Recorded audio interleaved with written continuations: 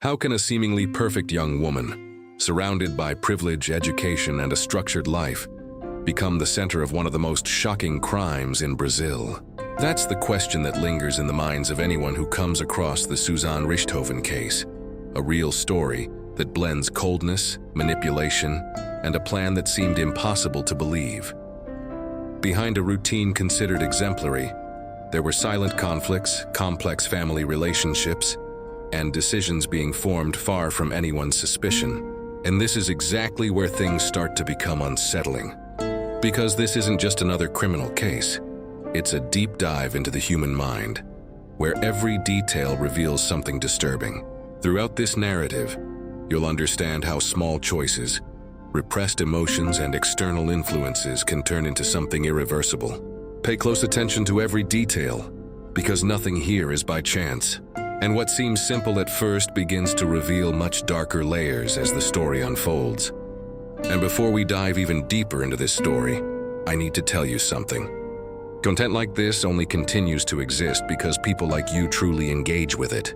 So if this topic has already started to affect you, take a moment now and leave a like, because that helps the video reach more people who also need to reflect on these real stories that shape our society. I also really want to hear from you. Comment below if you've ever noticed strange signs in someone close to you, or if anything in this introduction has already made you think differently. Your experience might open someone else's eyes. If you want to keep following cases like this with deep analysis, details that few people show, and stories that truly hold your attention from beginning to end, subscribe to the channel now. Because what you're about to see goes beyond a simple retelling. It's something that might completely change how you see certain situations in everyday life. Imagine growing up in an environment where, on the outside, everything seems perfect. A structured home, a present family, opportunities that many people dream of having, and a routine that to outsiders conveys security, stability, and even privilege. That's exactly the starting point of this real story, one of the most shocking criminal cases in Brazil. Because when we talk about crimes like this, there's an almost automatic expectation, clear problems, a troubled past, obvious warning signs. But here, none of that seemed to exist. And that's exactly what makes everything even more disturbing. The young woman at the center of this story lived what many would call an ideal life. Good education, access to everything she needed, and a family relationship that, on the surface, appeared normal. But there's something that doesn't always show up in photos, conversations, or routines. Silent conflicts, the kind that start small, almost imperceptible, but slowly begin to grow. And this is exactly where we need to pay attention, because many times what changes a story isn't one big event. It's a sequence of small changes that go unnoticed. Then a new element enters the equation, a relationship. At first, like any other, messages, meetings, discovery, intensity. But in many cases, a relationship isn't just a part of life. It begins to influence decisions, thoughts, and even the way someone sees the world around them. And here, that relationship starts to create a silent rupture. Not immediately, not obviously, but gradually, small disagreements with the family begin to appear. Rules start being questioned. Limits that were once accepted begin to feel uncomfortable. This is something many people can relate to. It's part of the human experience. Search for independence, identity, and personal choice. But what makes this case different is the direction these changes begin to take. Because we're not just talking about common conflicts. We're talking about an internal transformation that starts to reshape priorities, values, and decisions in a way that no one around seemed to fully notice. Little by little, the environment that once seemed balanced starts to feel tense, not necessarily with constant arguments, but with a silent emotional distance that keeps growing. And this kind of change is dangerous precisely because it doesn't draw immediate attention. It's as if two realities begin to exist at the same time, one visible, where everything seems normal, and another internal, where thoughts and emotions begin to follow a completely different path. The Suzane Richthofen case shocked Brazil precisely because it shattered a powerful expectation. The idea that brutal crimes always come from the outside, from unknown threats. Here, everything began inside a high-standard home, marked by a facade of stability, organization, and even happiness. On the night of the crime, a military police officer was the first to arrive and was faced with an extremely violent scene. But what stood out the most was the daughter's initial reaction. Upon receiving the news, she displayed a level of coldness that immediately raised suspicion. The investigation quickly began to dismantle the initial hypothesis of robbery, followed by murder.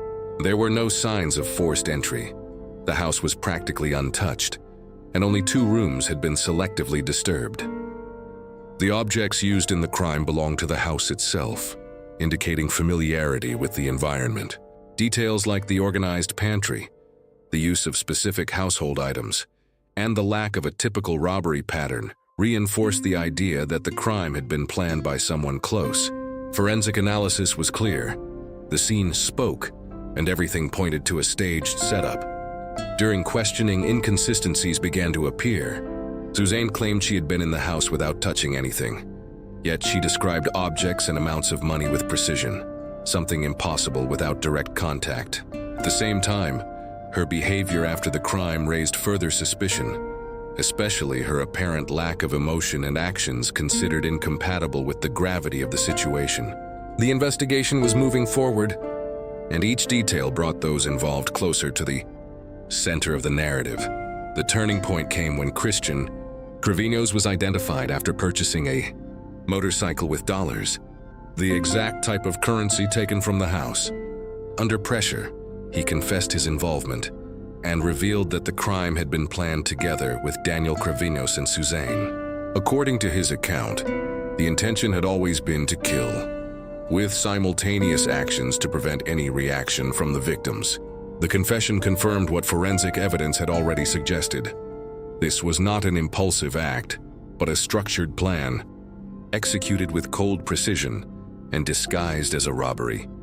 Suzane Richthofen's story became one of the most impactful criminal cases in Brazil, not only because of the brutality of the crime, but also due to the stark contrast between her image, a well-educated young woman from an upper-class background, and the coldness with which everything was planned and carried out.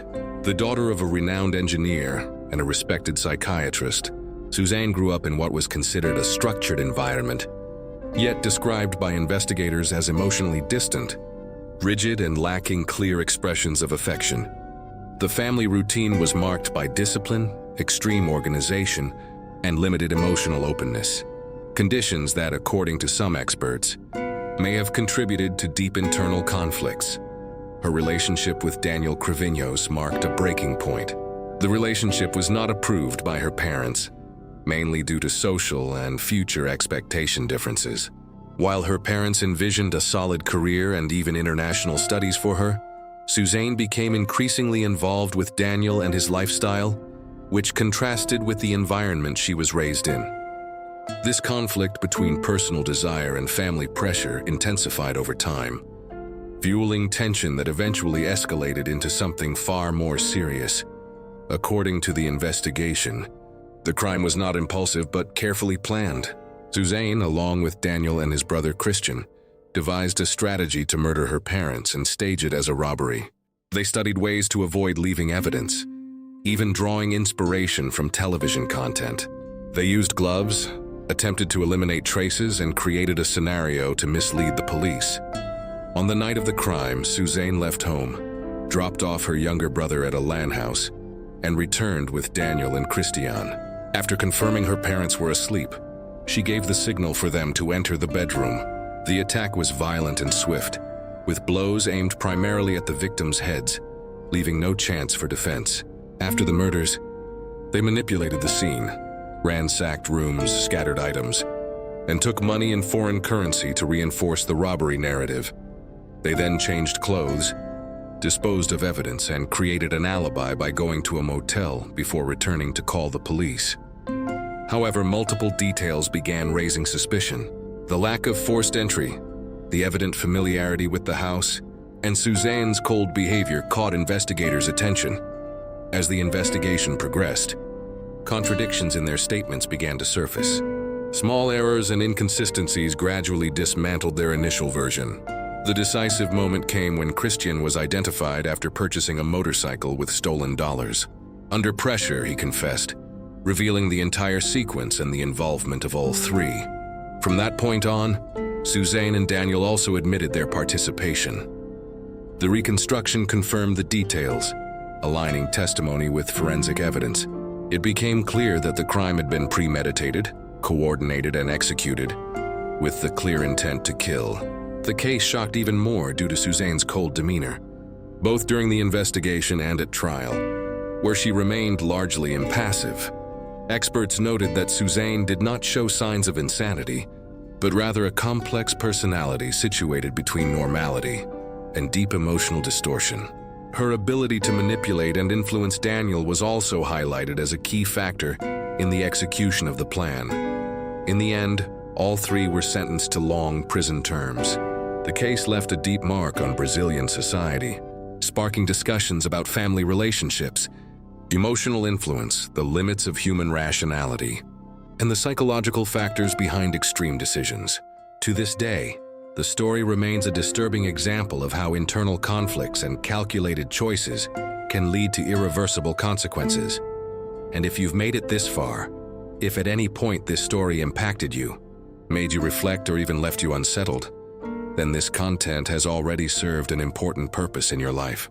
Because more than just understanding a case, what we do here is dive into the complexity of human behavior, choices, consequences, and the warning signs that often go unnoticed. Now I want to invite you to take the next step with us. Subscribe to the channel, because here you don't just watch stories. You experience every detail, every emotion, every reflection. And comment below the phrase, "I understood the signs, so I know you didn't just watch." You absorbed what truly matters in this story. Leave your like, because that helps this content reach more people who also need to reflect on it. And take a look at the next video already on your screen. Trust me, it will hold your attention from beginning to end and might make you see things you've never noticed before. So click now and keep going with us.